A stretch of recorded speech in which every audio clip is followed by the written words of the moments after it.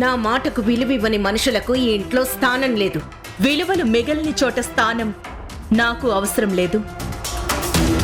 బొమ్మరిల్లు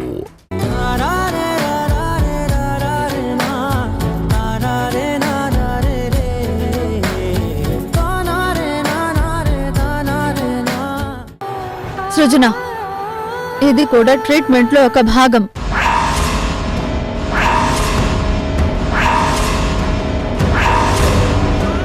ఏది ట్రీట్మెంట్ తారా? ఒక అమాయకుణ్ణి అడవిలో వదిలేయడం ట్రీట్మెంటా? ఈత రాదని భయపడేవాణ్ణి నీళ్లల్లో పడేలా చేయడం ట్రీట్మెంటా?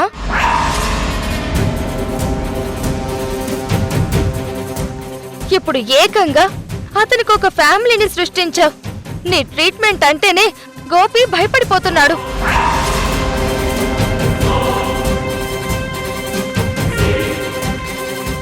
చెప్పుతారా, అసలు ఎందుకు ఇలా చేస్తున్నావు? నిజంగా గోపిని ఈ ఇంట్లో నుండి తరిమేయాలనుకుంటున్నావా? స్టాప్ ఇట్ సృజన.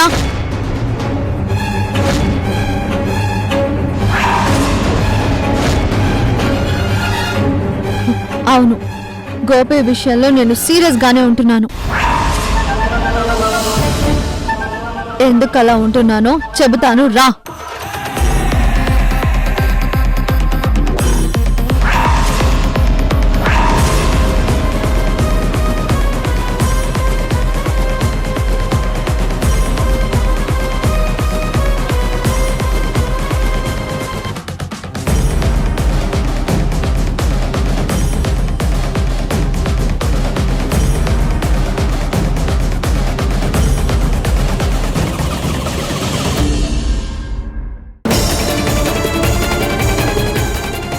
సృజన గారు, తార చెప్పింది నిజమే. ఇదంతా ట్రీట్మెంట్లో భాగమే. నేనే తారకు అలా చేయమని చెప్పాను. అసలు ఇదేం ట్రీట్మెంట్ డాక్టర్? గోపి మైండ్ ఇప్పుడు ఒక వైట్ పేపర్ లా ఉంది. అతనికి తన పేరు కూడా గుర్తులేదు. అలాంటి మనిషికి అసలు ఇలాంటి ట్రీట్మెంట్ ఇవ్వడం కరెక్టేనా? కరెక్టే. మనిషి మెదడు 1,00,000 కంప్యూటర్లకి సమానం. దాంట్లో ఏ చిన్న తేడా వచ్చినా అది చాలా మాయ చేస్తుంది. ప్రతి మనిషికి ప్రకృతితో సంబంధం ఉంటుంది. అందుకే అతన్ని అడవిలో వదలమన్నాను, వాటిలో పడేలా చేయమన్నాను. అడవిలో వదలడం వల్లే అతనిలో భయం పోయింది. వాటర్లో పడడం వల్లే అతనికి ఈతొచ్చన్న సంగతి తెలిసింది. ఈ 2 ఇన్సిడెంట్స్ వల్లే అతనిలో కాన్ఫిడెన్స్ డెవలప్ అయింది. అతని జీవితంలో ప్రేమ పెళ్లి లాంటివి ఏమైనా ఉంటే బయటపడతాయని ఈ నాటకం ఆడించాను. ఒక అమ్మాయి నువ్వే నా భర్తవి అనగానే అతనికి తన లైఫ్లో ఉన్న అమ్మాయి గుర్తుకు రావచ్చు. దాంతోపాటు గతం కూడా గుర్తుకు రావచ్చు. ఇది మీ అందరికీ తెలిస్తే ట్రీట్మెంట్ సరిగ్గా జరగదని ఎవరికీ చెప్పొద్దన్నాను. తారా నేను చెప్పినట్టే చేసింది.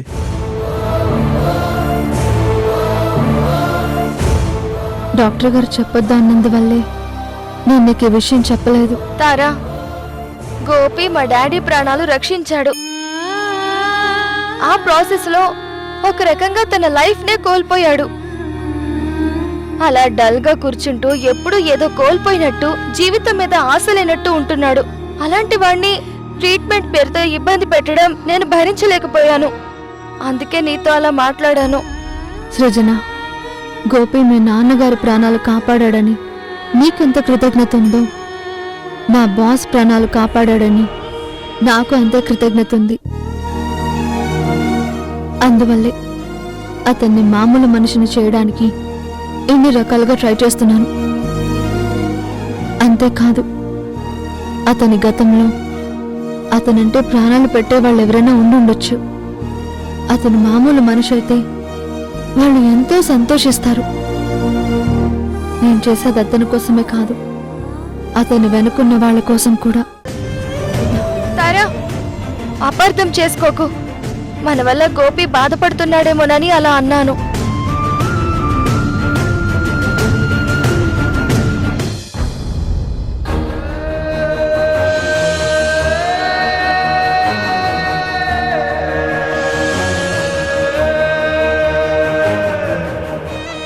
నాకు దేవుడు వికాస్.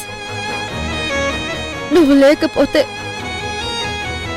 నా ప్రాణాలు ఆ రోజే పోయుండేవి.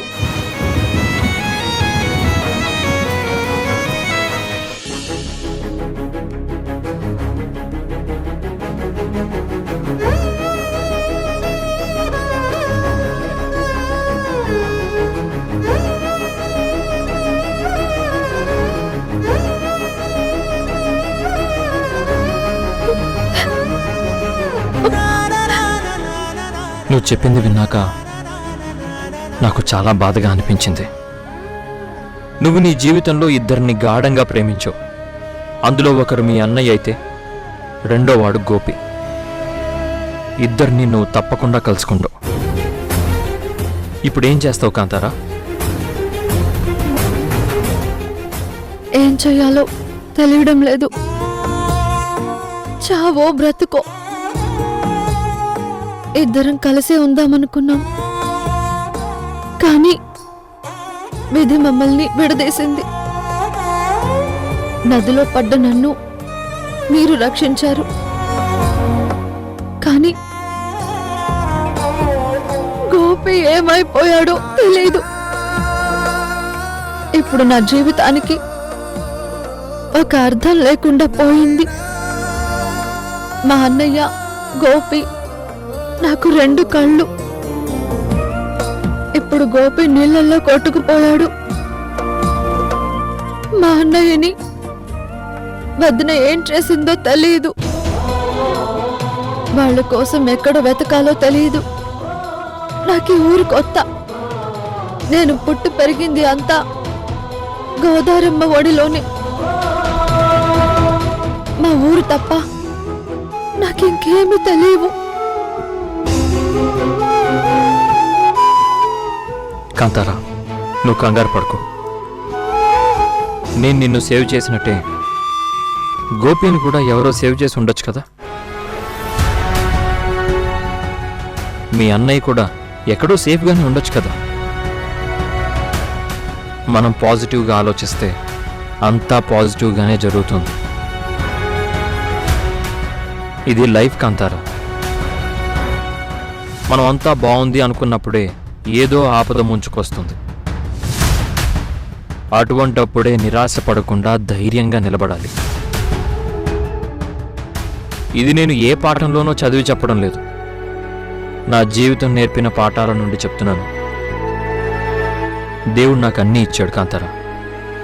అందమైన భార్య, మంచి ఉద్యోగం, చక్కటి బిడ్డ అన్నీ ఉన్నాయనుకున్న టైంలోనే నా భార్య తార నన్నొదిలి ఆ నింగిలోని తారల్లో కలిసిపోయింది. తను నాకు దూరమైన కొత్తలో నాకు చనిపోవాలనిపించేది.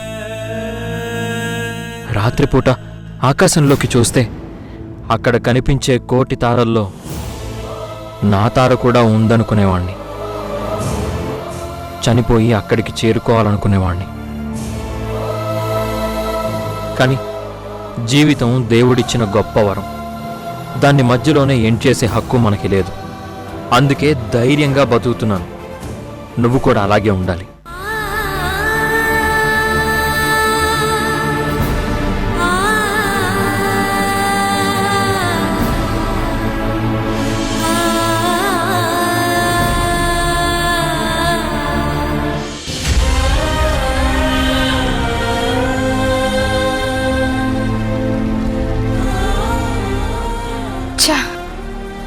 తార సంగతి తెలుసుండి కూడా తొందరపడ్డాను. అమ్మ మావయ్య ఎన్ని మాటలన్నా పట్టించుకొని తార నేను అనుమానించినందుకు హర్ట్ అయింది. వెంటనే తారకి ఫోన్ చేసి సారీ చెప్పాలి.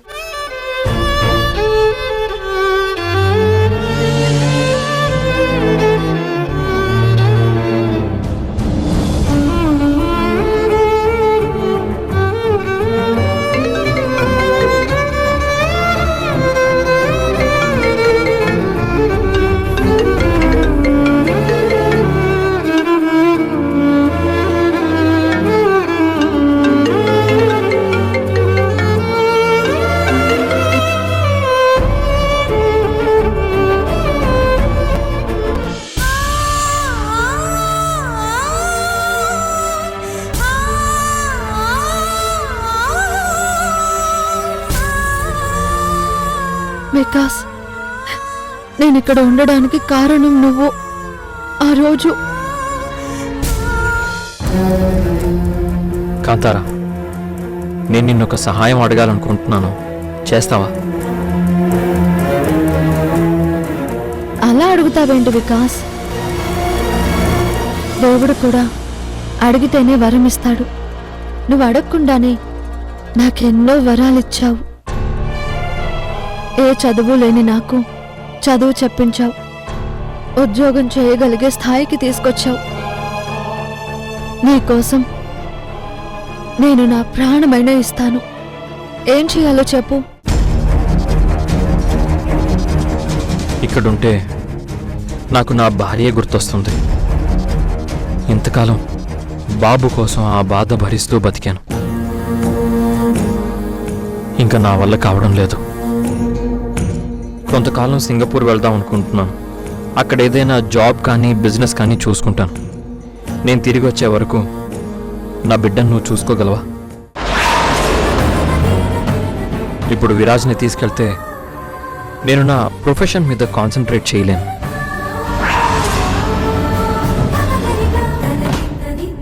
సరే వికాస్, నువ్వు వచ్చే వరకు బాబుని నేను చూసుకుంటాను. కాంతారా, ఇక్కడ నీకు విషయం చెప్పాలి. నేను వచ్చే వరకు నువ్వు విరాజ్కి తల్లిగా, నాకు భార్యగా నటించాలి.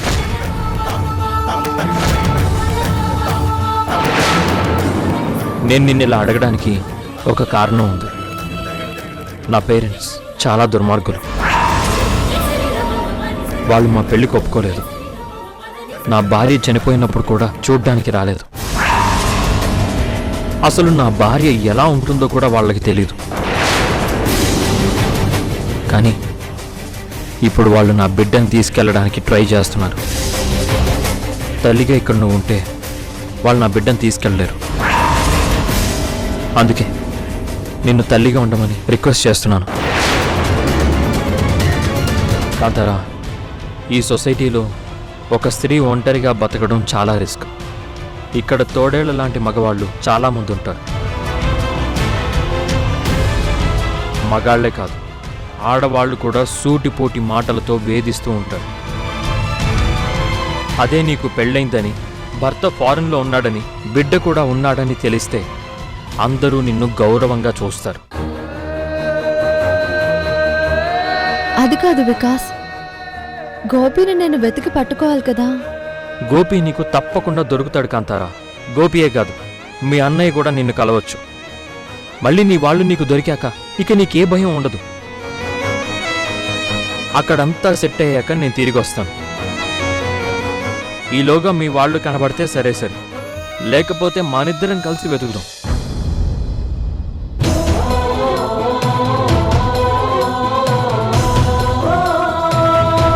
వికాస్, గోపిని మళ్ళీ మామూలు మనిషిని చేయడం కోసం డాక్టర్ చెప్పింది నేను చేశాను. డాక్టరే కాదు, నువ్వు కూడా ఎన్నో సలహాలు ఇచ్చావు. కానీ ఎన్ని చేసినా గోపి నార్మల్ కాలేదు. నాకదే బాధగా ఉంది.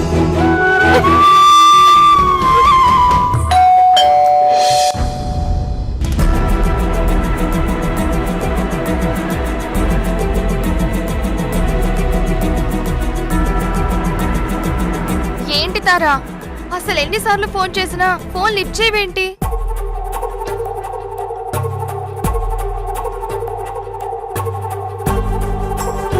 నీ మనసు నొచ్చుకుందని నాకు తెలుసు తారా, కానీ ఏం చేయను, ఆ టైంలో నాకు అలా అనిపించింది. ప్రతి మనిషికి ఒక బలహీన క్షణం ఉంటుంది కదా. I'm sorry.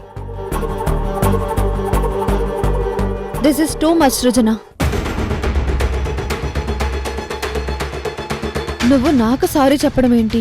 పొరపాటు ఎవరు చేసినా పొరపాటే కదా. ఇంతకీ నీ కోపం పోయినట్టేనా? అసలు వస్తేనే కదా పోవడానికి. నీ మీద నాకెప్పుడు కోపం రాదు సృజన. నువ్వేం మాట్లాడకుండా వెళ్ళిపోయేసరికి చాలా బాధపడ్డాను.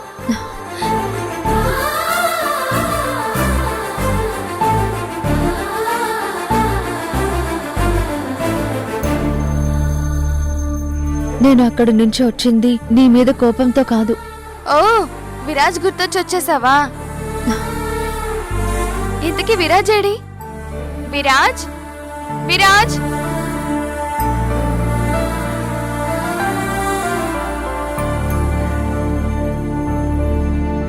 అమ్మ దొంగ ఇక్కడున్నావా?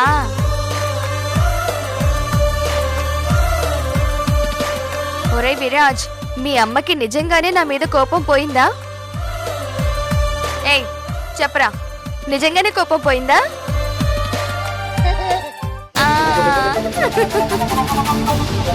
అమ్మయ్యా, నేను ఇప్పుడు నమ్ముతాను. ఎందుకంటే బాలవాక్కు బ్రహ్మవాక్కు అంటారు కదా.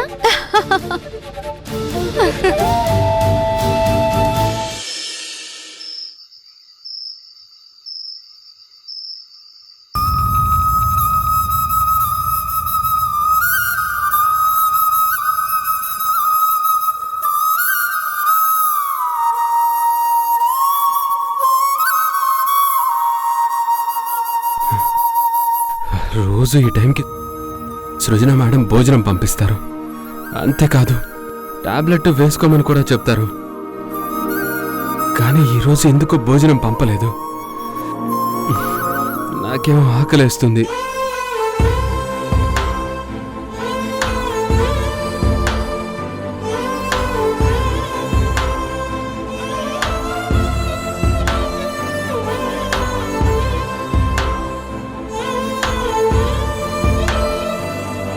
ఎవరితోనైనా భోజనం పంపిస్తున్నారేమో.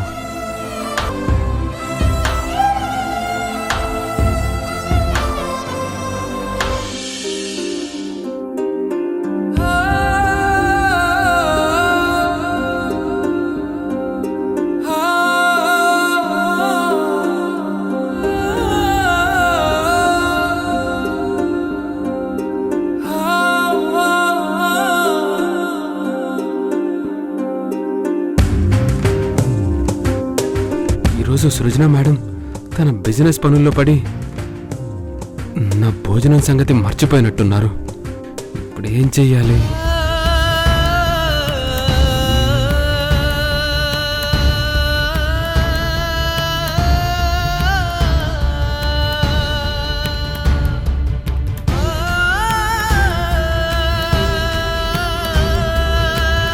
ఒకవేళ మేడం ఆఫీస్ నుంచి ఇంకా రాలేదేమో, నేనే వెళ్తాను.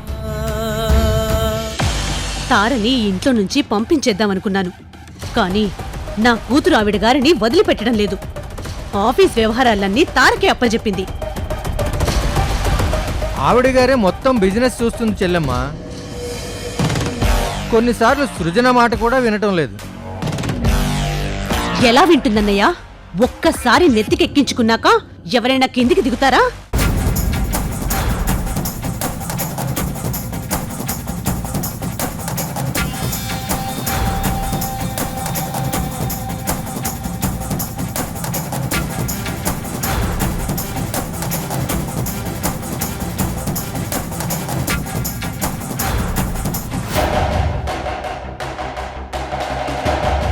వీడేంటి డైనింగ్ టేబుల్ మీద ట్రెజర్ హంట్ చేస్తున్నాడు?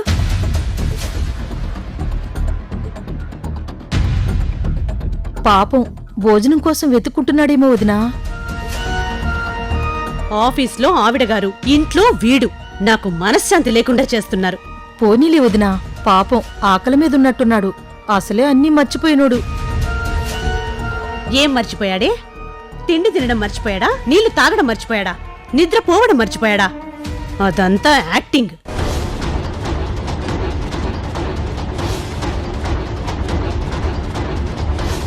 బాబు, అక్కడేం లేదు, అందరం తినేశాం. కాసేపు ఆగు, నీ కొండి పెడతాను. ఏం వండుతావు యశోదా? చికెన్ బిర్యానీ వండి పెడతావా? మన ఇంట్లో చికెన్ ఎక్కడ దోదినా? మా ఆయన అలాంటివేవీ ఉండనివ్వడు.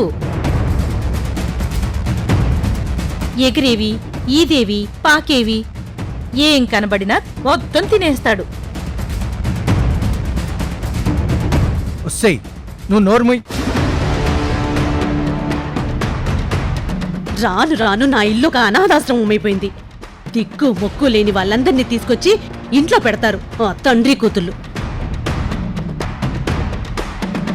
వీళ్ళేమో కరువు పట్టిన వాళ్ళలాగా ఆకలి ఆకలి అంటూ ఏడుస్తారు. హ, అసలు వీళ్ళని కాదు, నా కూతుర్ని మొగుణ్ణి అనాలి.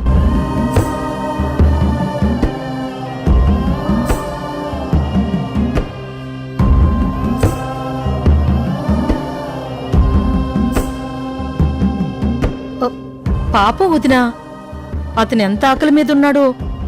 నేను కనీసం అట్లయినా తినిపిందా అనుకున్నాను. నువ్వేమో తిట్లు తినిపించావు. నోర్మై, ఇంట్లో వాళ్ళకి తోడు నువ్వు తయారయ్యావా? వెళ్ళి పని చూసుకోపా.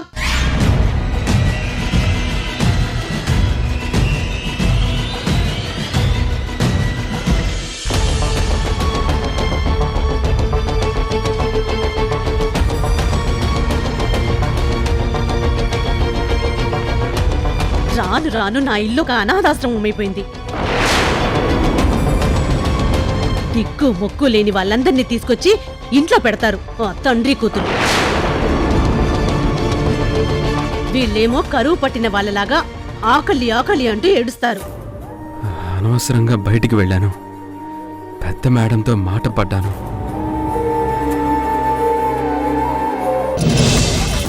ఇలా ఎంతకాలం బ్రతకాలో నాకు అర్థం కావటం లేదు మేడం. గోపి, తప్పుగా ఆలోచిస్తున్నావు. నీ గతం చెరిగిపోలేదు, నువ్వు మర్చిపోయావు అంతే. ఆ గతంలో నేను ప్రాణం కన్నా ఎక్కువగా ప్రేమించే మనుషులు ఉండొచ్చు. ఏమో మేడం, నాకైతే నా గతం గుర్తుకొస్తుందన్న ఆశ లేదు మేడం.